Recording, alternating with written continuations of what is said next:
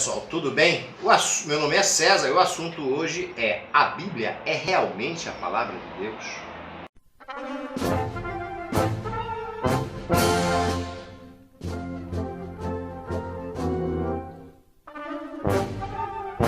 Bem, pessoal, eu não venho aqui com nenhuma intenção de depreciar ninguém, de desfazer de religião de ninguém. Eu apenas farei alguns questionamentos bíblicos que eu espero que vocês me ajudem e me respondam. Além dos questionamentos, eu falarei também sobre o meu achismo em relação a essa questão tão polêmica, né, que é a Bíblia, que está aqui presente. Né, eu sugiro a vocês que não tenham a Bíblia, né, que comprem uma, principalmente vocês que são religiosos. Eu tenho aqui também, baseado em minhas pesquisas para poder falar deste assunto, um livro, é o Evangelho segundo o Espiritismo. Aí alguém vai dizer, mas Evangelho segundo o Espiritismo? O Evangelho é um só, sim, mas todas as religiões, cada um tem a sua interpretação. A doutrina espírita, eu não sou espírita, eu não sou absolutamente nada. Apenas a doutrina espírita escreveu a sua interpretação sobre o Evangelho, o Novo Testamento. Tá bom? Eu fico bem à vontade para falar dessas coisas, para fazer esses questionamentos, porque eu estudei, na maioria das vezes, em colégios católicos. Estudei no São Bento, aqui em Salvador, estudei por último no Salesiano, estudei em Aracaju também, que foi um colégio interno lá, na década de 70, no Jackson de Figueiredo, que hoje é um colégio público. Mas eram todos colégios particulares, colégios bons, que minha família nunca foi uma família rica, mas fizeram bastante esforço para que eu pudesse estudar. Eu aqui não quis nada, não quis absolutamente nada, mas que eles se esforçaram, né? E eu estudei no Salesiano, tive problemas, né? Porque partia, lá tinha que comungar sempre, eu já tinha feito primeira comunhão, essa coisa toda. E me diziam o seguinte: não morda a hóstia consagrada, porque se você morder a hóstia consagrada, vai sair sangue de sua boca. Bom, eu sempre fui curioso e mordi, não aconteceu absolutamente nada. Eu sou da época de que se acreditava em Papai Noel. Meu pai tinha uma Rural Willys. Quem é jovem e não se lembra desse carro, acho que tem umas relíquias por aí, a Rural Willys. E um dia eu acordei e estava lá, né? Um brinquedo bonito, uma cadeira de balanço azul. Eu tinha uns 5 anos de idade e estava lá a cadeira de balanço azul e uma Rural Willys de madeira igualzinha de meu pai. Papai Noel para mim era uma coisa maravilhosa, esse sobrenatural em que eu acreditava muito. E eu fui crescendo, né? E foi a estrutura de areia, porque toda estrutura feita com mentiras, ela está sempre sobre a estrutura de areia e ela vai se desmontando, né? E hoje eu faço meus questionamentos em tudo aquilo que se diz absoluta verdade. Essa coisa da verdade, absoluta verdade, me incomoda muito, não é? Porque as coisas são dinâmicas, as coisas estão mudando sempre e eu tenho muitas questões, né? Muitas perguntas a fazer para os meus amigos que hoje está aqui me assistindo e me ouvindo. Não me levem a mal, são apenas perguntas, já que se Deus existe e Ele me fez com o cérebro mais poderoso de todos os seres vivos da Terra, mais inteligente, é porque Ele me deu, né, a permissão, né, para questionar certas coisas, tá bom? Me apaixona na ciência é que ela não é peremptória em relação aos seus assuntos, à sua descoberta, ela não é definitiva, está sempre aberta. Toda a verdade da ciência, ela não é uma verdade absoluta, porque senão não estaria aberta para outras descobertas. Como, por exemplo, o Isaac Newton, ele dizia que o espaço ele era apenas um mero coadjuvante. E as coisas mais importantes eram os objetos, como as estrelas, os planetas, etc. e tal, né? Já o Einstein disse que o espaço era a coisa mais importante, era que fazia o papel principal dentro do universo. Ou seja, o resto que era coadjuvante.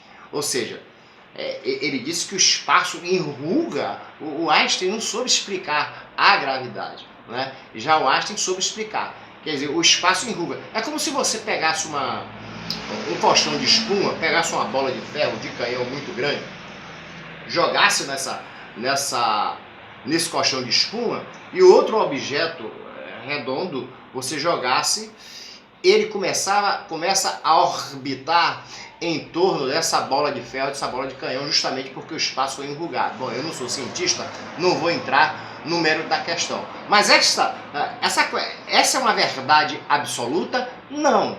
Ela não é uma verdade absoluta. Ela está aberta, até hoje é pesquisado sobre isso. As pessoas que estão se formando hoje vão pesquisar, não é? Está aí para ser desmontada. Mas no momento, esta é a verdade. A coisa da verdade absoluta é que me incomoda bastante. Por isso vem aí os meus questionamentos. Outra coisa que me incomoda é essa dicotomia entre as religiões. Por que tanta discordância? Já que leem o mesmo livro, por que tanta discordância? Por que essa dicotomia, né, de conceitos em relação a isso? Eu não quero dizer aqui que Deus não existe, porque eu não tenho capacidade para isso. E dizer que Deus existe, a minha incapacidade, ela é igual. Nem a ciência afirma isto. A questão da ciência é em relação ao criacionismo. Aí me diga uma coisa, por que eu tenho que acreditar no que Moisés escreveu? Me dá uma razão para isso, se é que Moisés escreveu alguma coisa. Não é porque essas pessoas que escrevem é o que é dito por elas. Me parece aí uma questão de disciplinar aquele povo politeísta que acreditava em vários deuses e passaram a acreditar no bezerro de ouro que, quando ele vem no Monte Sinai e diz que Deus manda matar todo mundo e morrem 3.000 pessoas, porque dá para me explicar essa incoerência? Já que ele vem com os 10 mandamentos, onde também está escrito não matarás, e não venha me dizer que aquilo era outros tempos, porque Deus é imutável.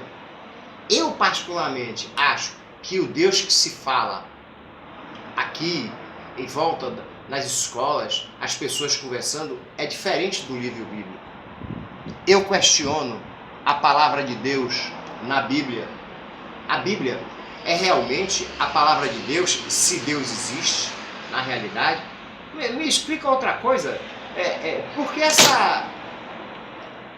Por que o sábado, né? Eu não sei se é o 8º testamento, eu não sei, no 8º mandamento, é o 4º mandamento, né? Guardar o sábado, né, em teu nome, mais ou menos assim. E por que algumas religiões guardam o sábado e outras não? Jesus Cristo, já no Novo Testamento, Jesus Cristo diz que o sábado foi feito para o homem e não o homem para o sábado. A gente não faz uma confusão aí, ou deveria estudar o Velho Testamento ou o Novo Testamento? Por que toda essa confusão? Porque onde foi parar Caim depois que matou Abel? Diz que foi fazer outras famílias, né? Encontrou outro povo. Que povo? Já que o único povo da terra, segundo a Bíblia, era aquele. Dá para... Não me venha com respostas evasivas, como eu costumo ouvir. Me dá uma resposta aí, tá? Eu acredito no primeiro mandamento. O primeiro mandamento, ele me incomoda bastante. Adorar Deus sobre todas as coisas. Eu faço uma pergunta. Suponhamos que você tem assim 4 irmãos. Tem um dos seus irmãos que adora o seu pai, honra o teu pai, mais do que todo mundo. Mas ele é irresponsável, ele é mau caráter, né? Ele não considera as pessoas, ele não é bem quisto dentro da sociedade. Adorar o teu pai mais do que todos vocês, idolatrar o teu pai, faz dele, né, um filho melhor do que os demais? Me responda essa pergunta. É só uma reflexão, tá? Eu acredito que existem pessoas que fazem a diferença na Terra, tanto científica como moralmente. Por exemplo, a Madre Teresa de Calcutá, essas pessoas são pessoas de religiões diferentes, tá? Essas pessoas que veio para ajudar os outros, só para o que me passa, né? Os filmes, as histórias de Madre Teresa de Calcutá, ela que só veio para ajudar as pessoas. Independente disso dela ser católica, seja lá o que for, ela veio ajudar as pessoas. Gandhi, Mahatma, a grande alma, Mahatma Gandhi, ele veio lutar pelo seu país, lutar por um povo, sem nenhuma violência. A violência foi contra ele. Ele tentou unir as religiões e morreu por causa disso. Hindus com muçulmanos e tal. Ele morreu, ele foi assassinado por causa disso. Irmã Dulce, aqui na Bahia, ela morreu ajudando pessoas, já velhinha, sem conseguir mais andar, sem nada. Morreu pobre. Essas pessoas são investigadas. Não é? O Chico Xavier, pronto, se eu falar de Chico Xavier, os evangélicos, os católicos, vai dizer que eu estou falando de coisa do diabo. Não me interessa se ele encarnava ou desencarnava, se ele pegava espírito. Não. Ele ajudou pessoas e morreu com a garrafa de água mineral na mão, com 90 e poucos anos de idade, sem nada. Embora ganhou muitos presentes, ganhou terreno, ganhou piano, ganhou muitas coisas. Isso é investigado. Por falar em espiritismo, eu acho que o espiritismo, ele se diz ciência. Não existe um pouco de arrogância nisso, meus queridos espíritas? Porque a ciência, ela tem que estar aberta a experimentos, a pesquisas. A ciência vai dizer que não existe um ponto falseável para que possa testar aí o espiritismo. O ponto falseável, segundo eles, que tem que ter um ponto que eles possam provar que você esteja errado. Mas eu acho que há que se explicar a questão de Chico Xavier ter 412 livros, o cara só tinha um primário, e disse que não foi ele, foi os espíritos, escrever em outras línguas, em outros idiomas. Eu acho que isso tem que ser explicado, não é? Querido espírita, me responde isso aí, né? Me responde isso aí. Há quem diga que aquele caso de Zé Arigó, existe outros aí também, o cara mete uma faca no olho lá, tira o tumor, mete não sei o quê. Há quem diga que é autossugestão, eu só ouço falar em hipótese. E ainda assim, ainda que exista espírito, isso não prova a existência de um Criador. Não prova a existência de um Criador. Dizem que Deus só criou o bem, Deus não criou o mal. Não é? O diabo, ele se revoltou e tal, não seria uma falha da criação? Qual a culpa do psicopata? Ele já nasce mal. Ele já nasce com essa tendência. Ele não tem empatia com outros seres humanos. Não existe empatia. Ele tem prazer de matar. Assistam a entrevista da psiquiatra Ana Beatriz Barbosa em Jô Soares. Mentes Perigosas. Só colocar aí na internet que vocês vão ver. Mentes Perigosas. Ele nasce assim. Ele tem o prazer de matar.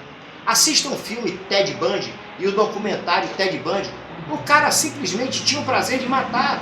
Ele nasce sem emoção. Ele não tem emoção em relação ao outro. Ele chora fazendo muito esforço para provar que ele está certo, para comover as pessoas. Mas ele não tem sentimento.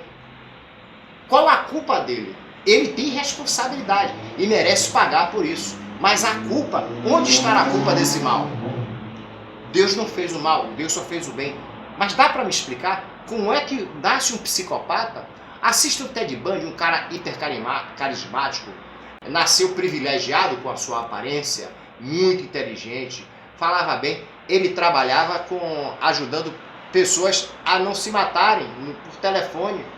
Até isso ele fazia, mas tinha o prazer de matar. Ele tinha o prazer, ele sentia o prazer de matar. Ele tinha um tipo de mulheres específicas, jovens de universidade. Se não foi o maior, foi um dos maiores psicopatas que já existiu nessa terra. Qual é a culpa desse cara?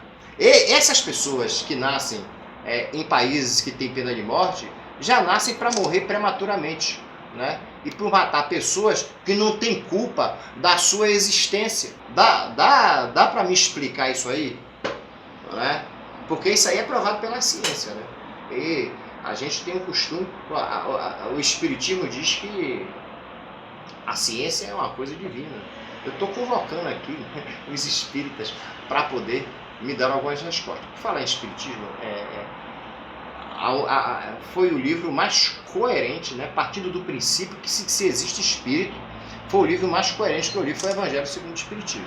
Só que tem o seguinte: todas as religiões acreditam em vida após a morte. Todas as religiões acreditam em vida após a morte. Ou se a gente vai para o inferno, vai para o céu, o Espiritismo acredita que vai para o umbral. Então todos acreditam, quer dizer, não existe só o corpo, existem coisas, existe a vida além dessa vida aqui. O Espiritismo simplesmente fala em reencarnação, não é? Eu queria uma explicação sobre isso. Pessoal, é isso aí. Eu espero que vocês tenham gostado, pelo menos eu tenha sido útil. Se inscrevam no canal, dá um likezinho aí se gostou, tá bom? Um abraço fraterno e até a próxima.